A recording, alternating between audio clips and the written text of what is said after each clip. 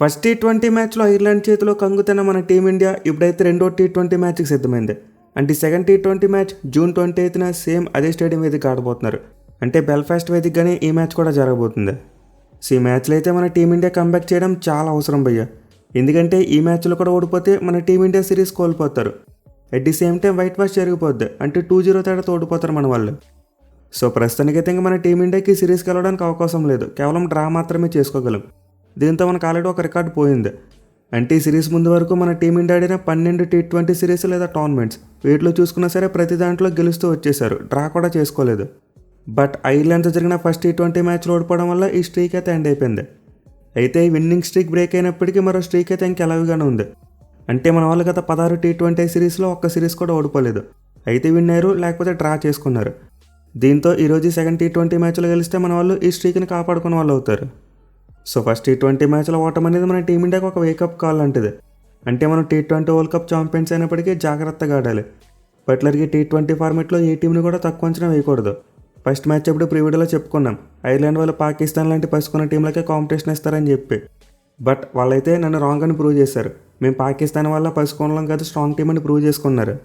So ఇంత మ్యాచ్లో మనమైతే ఐర్లాండ్ టీంని ఎక్కడ కూడా తక్కువ అంచనా వేయకూడదు. అయితే ఈ సెకండ్ టీ20 మ్యాచ్ యొక్క ప్రివ్యూ కంప్లీట్గా చూసే ముందు మనమైతే ఫస్ట్ టీ20 మ్యాచ్కి సంబంధించి ఒక విషయాన్ని డిస్కస్ చేసుకోవాలి భయ్య. సోషల్ మీడియాలో బాగా వైరల్ అవుతుంది. ఆ ఫస్ట్ టీ20 మ్యాచ్లో అభిషేక్ శర్మ కొట్టిన హాఫ్ సెంచరీని క్యాన్సిల్ చేస్తారంట. అంటే అభిషేక్ శర్మ కొట్టిన 50 తన స్టాట్స్కి యాడ్ కాలేదు. పర్టికులర్గా మ్యాచ్ తర్వాత అభిషేక్ శర్మ స్కోర్ చూసుకుంటే అన్ని వెబ్సైట్లు కూడా మార్చేశాయి. 20 బాల్స్కి 49 పెట్టారు. సో దీంతో ఫ్యాన్స్లో అయితే ఒక కైండ్ ఆఫ్ కన్ఫ్యూజన్ క్రియేట్ అయింది. బ్రాడ్కాస్టర్ ఏమో అభిషేక్ శర్మ 50 కొట్టినట్టు చూపించాడు. ఇన్ఫాక్ట్ అభిషేక్ శర్మ కూడా 50ని సెలబ్రేట్ చేసుకున్నాడు. కానీ తీరా స్కోర్ కార్డులో చూసుకుంటేనే మొత్తం స్కోర్ 49 ఉంది. అసలు ఎందుకంటే అభిషేక్ శర్మ అవుట్ అయిన తర్వాత అంపైర్స్ తమ డిసిషన్ మార్చుకున్నారు. సెకండ్ ఓవర్ లాస్ట్ బాల్కి చూసుకుంటే అభిషేక్ శర్మ ఫైన్ లెగ్ వైపు బాల్ కొట్టి సింగిల్ తీశాడు. అండ్ ఆ టైంలో అంపైర్ దాన్ని రన్గానే ఇచ్చాడు. బట్ అతను అవుట్ అయిపోయిన తర్వాత చూసుకుంటే మాత్రం రెట్రోస్పెక్టివ్ చేంజ్ చేశారు. అంటే తన ఇన్నింగ్స్ని మళ్ళీ చూసి ఆ సెకండ్ ఓవర్ లాస్ట్ బాల్కి తను కొట్టిన షాట్ లెగ్ బైగా ప్రకటించారు. దీనివల్ల అభిషేక్ శర్మ రన్ కౌంట్లో ఒక పరుగు తగ్గిపోయింది. తన హాఫ్ సెంచరీ క్యాన్సిల్ చేయబడింది, కౌంట్ కాలేదు. సో ఇదైతే చాలా అంటే చాలా రేర్ ఇన్సిడెంట్, మనమైతే ఇప్పుడు చూడలేదు. ఇన్ఫ్యాక్ట్ అభిషేక్ శర్మ 50 కొట్టిన తర్వాత ఆల్మోస్ట్ అందరూ కూడా సెలబ్రేట్ చేసుకున్నారు. బీసీసీఐతో పాటు ఐపీఎల్ టీమ్స్ కూడా 50 పోస్టర్ని వేస్తారు.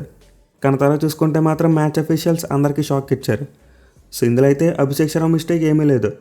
ఎందుకంటే సెకండ్ ఓవర్ లాస్ట్ బాల్కి రన్ తిరిగినప్పుడు అంపైర్ లెగ్ బైగా కాల్ చేయలేదు, అప్పుడు రన్గానే ఇచ్చాడు. దీని అది కౌంట్ అయిపోయింది. బట్ అతను అవుట్ అయిన తర్వాత మళ్ళీ దాన్ని చెక్ చేసి లెగ్ బై ఇచ్చారు. So it's purely umpire mistake. ఆ సెకండ్ ఓవర్ లాస్ట్ బాల్ అయిపోయిన తర్వాత లెగ్ బై ఇచ్చేస్తే సరిపోదును. కానీ ఇప్పుడు రాంగ్ కాల్ ఇచ్చి అభిషేక్ శర్మ అవుట్ అయిన తర్వాత దాన్ని కరెక్ట్ చేసుకున్నారు.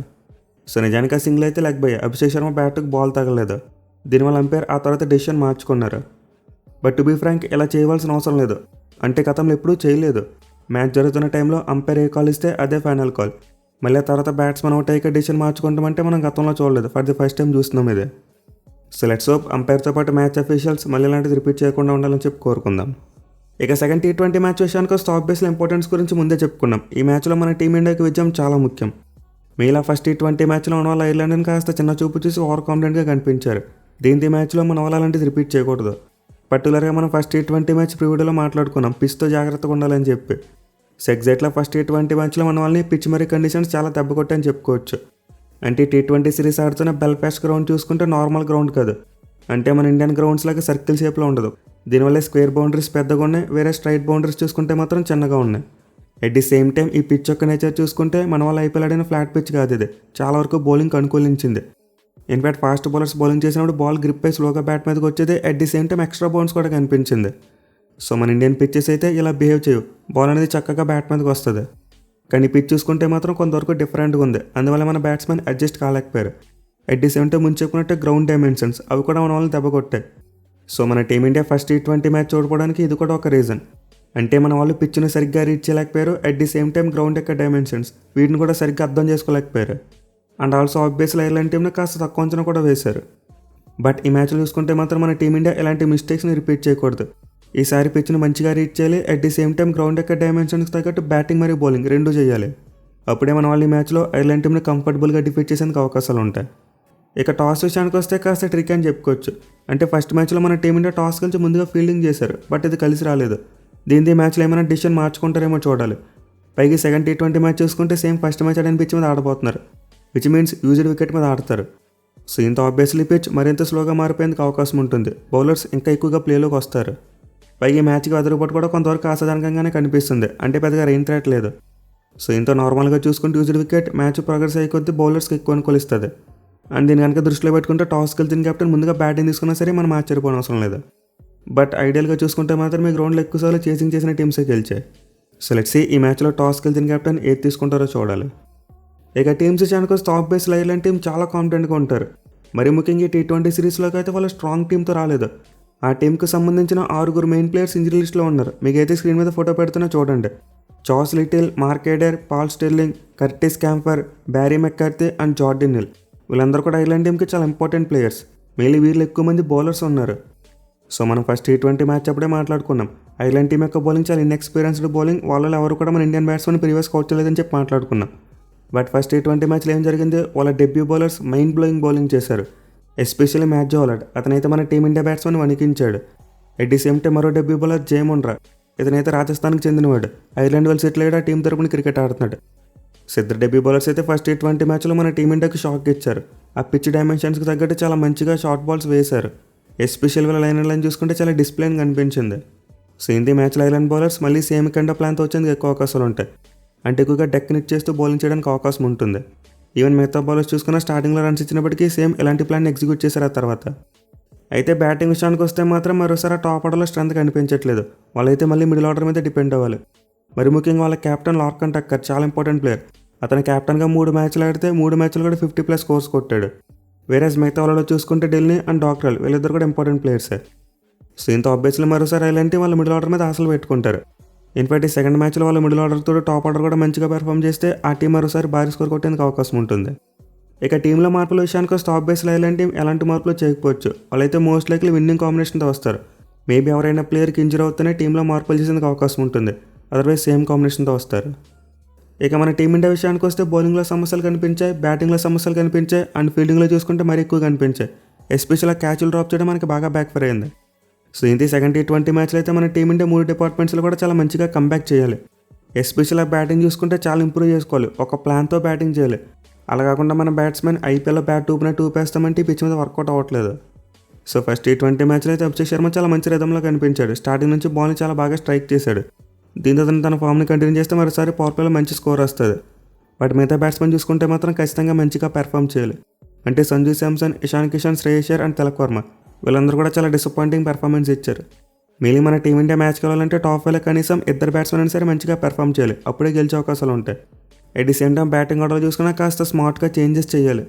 అంటే మన వాళ్ళు ఫస్ట్ T20 మ్యాచ్లో సుందర్ని ఎల్లీగా బ్యాటింగ్ పంపారు. దూబే మరి అక్షర్ పటేల్ కంటే ముందు సుందర్ని బ్యాటింగ్ పంపారు. అంటే ఇది మనకి బ్యాక్ ఫైర్ అయింది. దీంతో మ్యాచ్లో అలాంటి మిస్టేక్స్ చేయకూడదు. అలాగే బౌలింగ్లో చూసుకున్న మన వాళ్ళకి స్టార్టింగ్లో మంచి స్టార్ట్ వచ్చినప్పటికీ ఆ తర్వాత దాన్ని క్యాపిటలైజ్ చేయలేకపోయారు, పట్టు వదిలేశారు. సో ఇంత మ్యాచ్లో మన టీమిండియా 2 మార్పులు చేసేందుకు అవకాశం కనిపిస్తుంది. ఫస్ట్ T20 మ్యాచ్కి సూర్యవంశీ అయితే అందుబాటులోకి రాలేదు. బట్ ఈ T20 మ్యాచ్ చూసుకుంటే మాత్రం అందుబాటులోకి వస్తాడు. దీంతో మన వాళ్ళు సుందర్ ప్లేస్లో సూర్యవంశీని ఆడిస్తే బాగుంటుంది. మెయిన్ ఐర్లాండ్ టీంలో చూసుకుంటే ఎక్కువ మంది రైట్ హ్యాండ్ బ్యాట్స్మెన్ ఉన్నారు. దీనివల్ల సుందర్ బౌలింగ్ మనకి యూటిలైజ్ అవ్వట్లేదు. 87 టైం పిచ్ చూసుకున్న ఫస్ట్ T20 మ్యాచ్లో చూసాం స్పిన్నర్స్కి అంత అనుకూలంగా లేదు. దీంతో ఎక్స్ట్రా పేస్ బౌలింగ్ ఆప్షన్ కోసం మన వాళ్ళు సూర్యవంశీని ఆడిస్తే బాగుంటుంది. అతనైతే ఒక పేస్ బౌలింగ్ ఆల్రౌండర్. లేదు మాకు 6th బౌలింగ్ ఆప్షన్ అవసరం లేదనుకుంటే వైభవ్ సూర్యవంశీని తీసుకొచ్చేస్తే బెటర్. అంటే సుందర్ ప్లేస్లో ఒక స్పెషలిస్ట్ బ్యాట్స్మెన్ ఆడించుకోవడమే. అది కూడా వైభవ్ సూర్యవంశీ డెబ్యూ కోసం చాలామంది వెయిట్ చేస్తున్నారు. అతను మరి అభిషేక్ శర్మ కలిసి పవర్ ప్లేలో విధ్వంసం చేస్తే చూడాలని చెప్పి చాలా కళ్ళు ఎదురు చూస్తున్నాయి. సో మన టీమిండియా ఫస్ట్ T20 మ్యాచ్లో 6th బౌలింగ్ పెద్దగా యూజ్ చేసుకోలేదు. సుందర్కి ఒక ఓవర్ మాత్రమే ఇవ్వడానికి పాసిబిలిటీ దొరికింది. ఇన్ఫాక్ట్ అతను వేసిన ఒక ఓవర్ చూసిన తర్వాత మళ్ళీ ఇంకో ఓవర్ ఇవ్వాలనిపించలేదు మన కెప్టెన్కి. దీంతో ఈ మ్యాచ్లో వాళ్ళకి ఎక్స్ట్రా బ్యాట్స్మెన్ తీసుకుంటే బాగానే ఉంటుంది. కానీ ఇలా చేయడం వల్ల రిస్క్ ఏంటంటే దుబే ఫస్ట్ మ్యాచ్లో వేసినట్టే బౌలింగ్ చేయగలరు. అంటే మరోసారి సేమ్ కైండ్ ఆఫ్ స్పెల్ వేయగలదని చెప్పి మన వాళ్ళు చెక్ చేసుకోవాలి. ఒకవేళ దుబే 4 ఓవర్స్ మంచిగా వేయగలరని చెప్పి నమ్మకం ఉంటే మాత్రం మనకి 6th బౌలింగ్ ఆప్షన్ అవసరం ఉండదు. అదర్వైజ్ దుబేని 5వ బౌలింగ్ ఆప్షన్గా పెట్టుకుని వెళ్ళడం కొంతవరకు రిస్కీ మూవే. లేదు మరో ఆప్షన్ ఏంటంటే సుందర్ ప్లేస్లో ఒక స్పెషలిస్ట్ బౌలర్ని ఆడించుకోవడమే. అంటే ప్రిన్స్ యాదవ్ కానీ రాబీ బిస్టన్ కానీ ఇద్దరు ఒకరిని తీసుకున్నా బాగానే ఉంటుంది. బట్ దీనికి పాసిబిలిటీ చూసుకుంటే చాలా తక్కువ. ఎందుకంటే ఫస్ట్ T20 మ్యాచ్లో మన బ్యాటింగ్ ఫెయిల్ అయింది. దీంతో మన టీం మేనేజ్మెంట్ ఎక్స్ట్రా బౌలర్ని ఆడించేందుకు అవకాశాలు చాలా తక్కువగా ఉంటాయి. మోస్ట్ లైక్లీ సూర్యవంశీని తీసుకుంటారో లేకపోతే వైభవ్ సూర్యవంశీని ఆడిస్తారు. ఈ రెండింటిలో ఏదో ఒక మార్పు చూస్తాం. ఇక ప్రసిద్ధ కృష్ణ విషయానికి వస్తే అతను కూడా పక్కన పెడితే బాగుంటుంది. తను చివరిగా ఆడిన 2 T20 మ్యాచ్లో చూసుకుంటే చాలా పూర్ స్పెల్స్ వేశాడు. టోటల్గా 125 రన్స్ ఇచ్చేశాడు. సో నిజానికి ప్రసిద్ధి లాంటి బౌలర్స్కి ఈ పిచ్ బాగా సూట్ అవుద్ది. అంటే ప్రసిద్ధి కూడా హర్షిత్ రాణా లాగానే డెక్ నిట్ చేసే బౌలర్. కానీ ఫస్ట్ T20 మ్యాచ్లో ఏం చేశాడో చాలా పూర్గా ఎగ్జిక్యూట్ చేశాడు తన ప్లాన్స్ని. ఎక్కువగా పేస్ వేరియేషన్ కోసం ట్రై చేసి ఫుల్ లెంత్ బాల్స్ వేశాడు. దీనివల్ల బాగా బ్యాక్ ఫైర్ అయింది, ఎక్కువ కొట్టించుకున్నాడు. సో ఇంత మ్యాచ్లో అతను పక్కన పెట్టి ప్రిన్స్ అలాంటి బౌలర్ని ఆడిస్తే బాగుంటుంది. మీలో అతను డిస్ప్లేని వేసే టైట్ అండ్ లెంత్ ఈ పిచ్ మీద మంచిగా వర్కౌట్ అయ్యేందుకు అవకాశం ఉంటుంది. సో మన టీం అయితే మ్యాచ్ కోసం 2 మార్పులు చేసేందుకు అవకాశాలు ఉంటాయి. అంటే సుందర్ ప్లేస్లో సూర్యాన్స్ లేదా వైభవ్ సూర్యవంశీ ఇద్దరులోకి తీసుకొచ్చేందుకు అవకాశం ఉంటుంది. అట్ ది సేమ్ టైం పరిస్థితి ప్లేస్లో ప్రిన్స్ యాదవ్ని తీసుకొస్తే బాగుంటుంది. మరి మీరు మన టీం ప్లేయింగ్లో అలాంటి మార్పులు చేస్తే బాగుంటుంది అనుకుంటున్నారు, కింద కామెంట్ చేయండి. ఇనివే మన టీం ఇండియా అయితే బ్యాటింగ్ బౌలింగ్తో పాటు ఫీల్డింగ్ కూడా ఇంప్రూవ్ చేసుకోవాల్సిన అవసరం ఉంది. క్యాచ్ డ్రాప్స్ అయితే ఎక్కువ చేయకూడదు. ఎట్ ది సేమ్ టైం ఈ సెకండ్ T20 మ్యాచ్లో ఐర్లాండ్ టీంని సీరియస్గా తీసుకోవాలి. అఫ్కోర్స్ ఆబ్వియస్లీ తీసుకుంటారు, ఫస్ట్ T20 మ్యాచ్లో పెద్ద లాస్ వచ్చింది కాబట్టి.